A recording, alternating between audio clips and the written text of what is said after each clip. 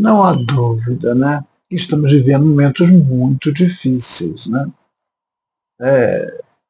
E momentos que a gente percebe claramente, para mim não tem dúvida nenhuma quanto a isso, o quanto a arte torna-se cada vez mais fundamental. Porque a arte, ela é um grande apoio na vida humana, né? Através da arte a gente consegue enxergar o mundo, né, muito além da sua aparência imediata. Ela vai muito fundo, né? E ela consegue nos esclarecer e consegue nos ajudar. Eu tenho certeza que a arte ela é cada vez mais uma grande potência na vida humana. E nós temos que conseguir perceber isso. Nosso canal, na Esteira da Arte, se propõe desde o início a tentar transformar a arte exatamente nisso, né? Uma arte para todos, uma arte que a gente consiga perceber através dela, né, os rumos da nossa vida.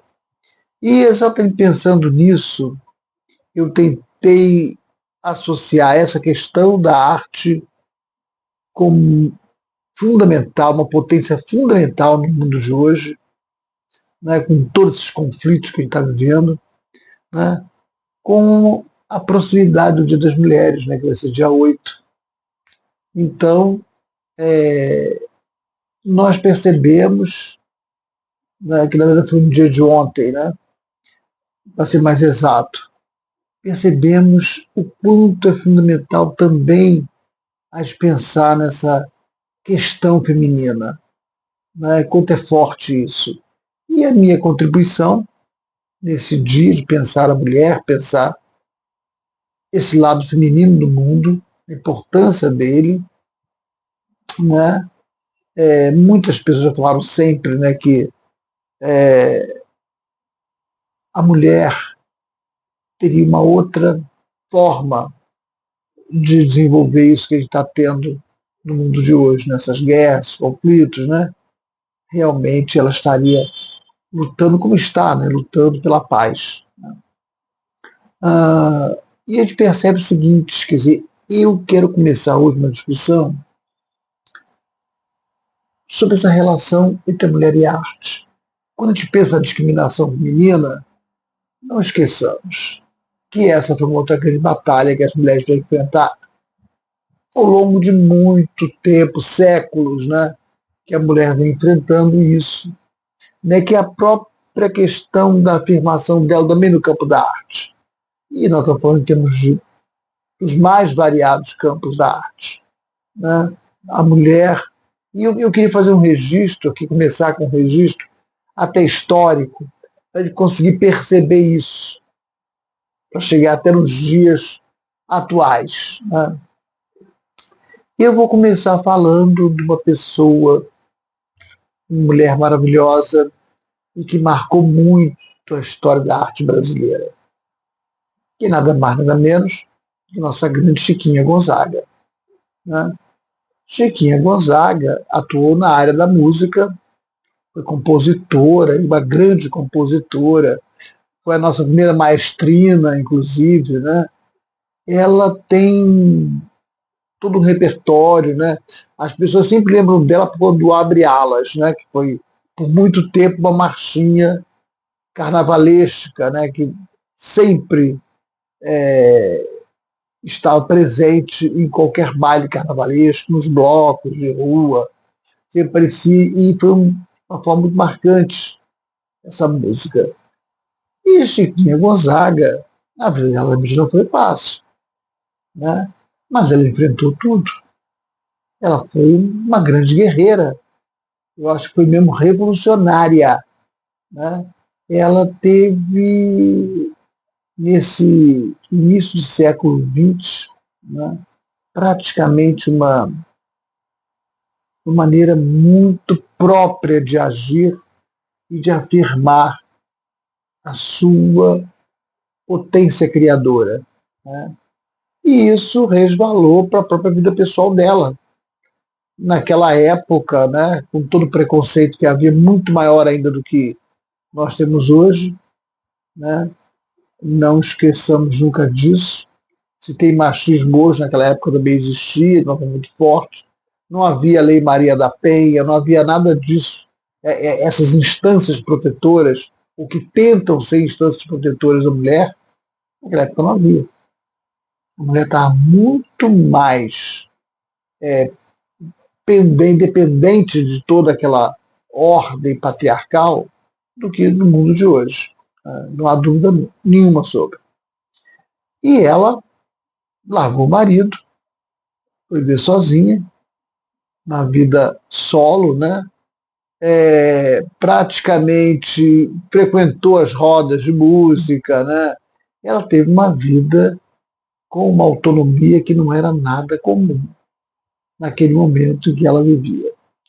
Né? Então, ela foi um exemplo assim, muito especial de mulher em busca da sua própria liberdade, em busca da sua criatividade. Né? Quer dizer, ela como música, ela teve um trabalho, uma produção surpreendentemente grande. Né? E vejam bem, o que explica, né, Chiquinha Gonzaga? O que explica, na verdade, ela ter tido essa força toda, ela ter conseguido, na verdade, superar tantas imposições de uma sociedade patriarcal como a nossa sempre foi, e naquela época era mais ainda. Né? Foi exatamente a arte. Quer dizer, a arte é que dava toda a força, todo o apoio ético, logístico que Chiquinha Gonzaga precisava ter. Então, Chiquinha Gonzaga é um grande exemplo e mostra bem essa questão do quanto a arte ela é muito importante na vida das pessoas, né? E especialmente no campo feminino, né? E veja, a força ela foi tão intensa que está aí até hoje, né? Ela é uma artista respeitada, um nome que varou o tempo, né? Está aqui até hoje com um reconhecimento esplendoroso. Então, Chiquinha Gonzaga é a nossa primeira artista. Né? Eu acho que eu comecei muito bem com ela. Né? A segunda, que também corresponde a essa fase inicial do século XX, século passado, né, é a Tia Ciata. E eu não preciso falar de Tia Ciata, né? Porque, vejam bem, Tia Ciata, ela foi uma pessoa, hoje se tem claro isso, né? E cada vez mais se fortalece essa ideia da Tia Ciata. Ela foi uma pessoa que na sua casa, uma casa simples e tal, ela reunia, né, grandes nomes da música brasileira e o próprio samba. Ele é apontado no Rio de Janeiro como tendo surgido na casa da Tia Seata. Né? Quer dizer, ela abriu esse espaço, ela é uma mulher negra, né? Uma mulher que, na verdade, tinha todas as dificuldades que todas as pessoas tinham, né? Mas sendo mulher e negra, essas dificuldades eram ainda muito maiores. Tá? E ela reuniu lá Pixinguinha, Donga, né? Quer dizer, figuras muito expressivas no campo da produção musical. E o próprio samba, e as próprias escolas de samba têm raiz ali, naquele espaço criado pela Tia Ciata. Né? Então a Tia Ciata é um exemplo notável de como realmente nós podemos perceber o papel dessa mulher. Né? Essa mulher que, na verdade, conseguiu organizar, conseguiu fazer com que o samba desse o impulso que deu, e a partir deste samba, a partir de tudo isso, né, se criar um espaço cultural de afirmação da população negra como um todo. Sabe muito bem o quanto o crescimento maior do samba foi levando realmente a que a população negra tivesse voz. Né? E Tia Ciata, ela é realmente um grande vislumbre, né, dessa voz que cresce no meio dessa população africana. Ficou claro? Então é isso. Né? A gente percebe claramente o papel fundamental que a Tia Seata teve. Bom, além da Tia Seata, né, nós temos Chiquinha Gonzaga, agora a Tia Seata, né, e nós temos uma pessoa, uma figura que é de São Paulo, né, que vamos sair um pouquinho da área da música, né, até agora foi Chiquinha Gonzaga e Tia Seata no campo da música, mas nós temos uma figura importantíssima também no campo do feminino, que é a Tarsila do Amaral, né, lá de São Paulo, que a partir de uma grande, né, inquietação estética, ela conseguiu também dar voz à mulher. Né? Ela, na verdade, criou uma presença feminina muito fundamental. Né? Quando você pensa em obras como a Abopuru, né, que tentam ver as nossas raízes, né, ancestrais, né, especialmente as raízes indígenas, né, nós percebemos com maior clareza possível o quanto que a Tarsila do Amaral ela foi importantíssima em termos de criar essa identidade própria do Brasil, né? Essa identidade que, na verdade, nos liga. Então, ali temos uma mulher que foi especial, que, na verdade, conseguiu, né, no meio de todo o machismo, no meio de todo o patriarcalismo, ela conseguiu impor a sua criação. E hoje em dia é muito impossível você pensar nas artes plásticas e nas mudanças que esse modernismo brasileiro trouxe, pensar na possibilidade de você entender ou de você perceber os rumos, né, próprios que essa arte vai tomar, sem passar por Tarsila do Amaral, sem passar por toda a trajetória da sua obra. Né? Então, a Tarsila foi uma figura impressionante. Né? E veja, já é um outro campo da arte que ele está trabalhando. Né? Então, esse campo que a Tarsila praticamente, né, fez um grande rebuliço estético. Né? Ela realmente consegue trazer uma nova alternativa e uma nova discussão sobre o que é, na verdade, pensar o nosso país, pensar a nossa ancestralidade. Ela discute isso na sua obra de arte. Não tem dúvida. E não foi só na Abopuru, né? Em outras obras também isso fica claro. Né? Quando ela discute todas as questões sociais, até são apresentadas muitas vezes, né, nas imagens criadas pela Tarsila. Foi uma pessoa impressionante, de fato. Mas nós não paramos aqui, ainda no campo histórico. A gente percebe que temos uma outra figura fundamental já no campo da literatura, que foi a Carolina Maria de Jesus. Né? Essa mulher negra, favelada, né, também lá de São Paulo, da favela de Canindé, né? O quanto que a Carolina de Jesus representou, né? E eu acho que ela é uma figura impressionante de fato, né? Uma catadora de papel, com pouca instrução, e que consegue, através dos papéis que ela pegava na rua, escrever um diário, né, sobre a sua vida pessoal, que ela vai transformar num livro, que é o Quarto Despejo, que é um livro que foi um verdadeiro, né, terremoto editorial. Ela foi publicada, publicado em várias línguas, né? Ela teve uma repercussão imensa, não só no Brasil, como fora do Brasil.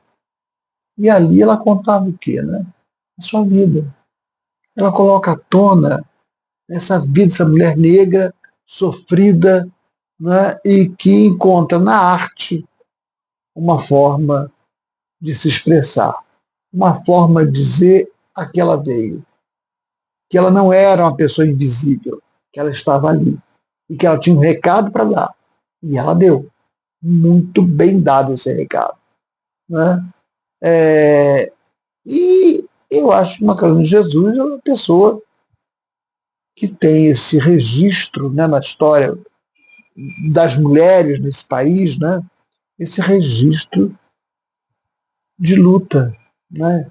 Ela foi, junto com as outras que eu citei, uma grande guerreira e que conseguiu, a partir do seu trabalho, mostrar o quanto é importante ter um olhar para essa periferia, ter um olhar para as favelas, perceber que ali moram pessoas, moram seres humanos. Né? E esse ser humano que, no caso, ela representou muito bem, estava ali todo colocado naquele livro. Né? Ela foi um grande grito de alerta. Olha, nós existimos, estamos aqui. Não adianta vocês virarem as costas para a gente. Nós estamos aqui, na periferia, na favela, vendo dessa forma que vocês estão vendo. Então, gente, eu estou citando essas 4 pessoas, né, porque eu acho que elas tiveram uma marca muito importante na história. Né? As 4 estão ligadas ao século XX e tal, mas o que nós conseguimos perceber como consequência desse trabalho dessas 4 mulheres, né, importantíssimas, né, quando você olha para a arte contemporânea brasileira? Você percebe, especialmente, né, um trabalho magnífico das artistas de periferia. E aí nós vemos que é um trabalho muito coletivo, um trabalho que chega a ser muitas vezes anônimo, né? Você tem uma outra pessoa, uma outra mulher que se destaca de fato, mas a grande maioria é anônima.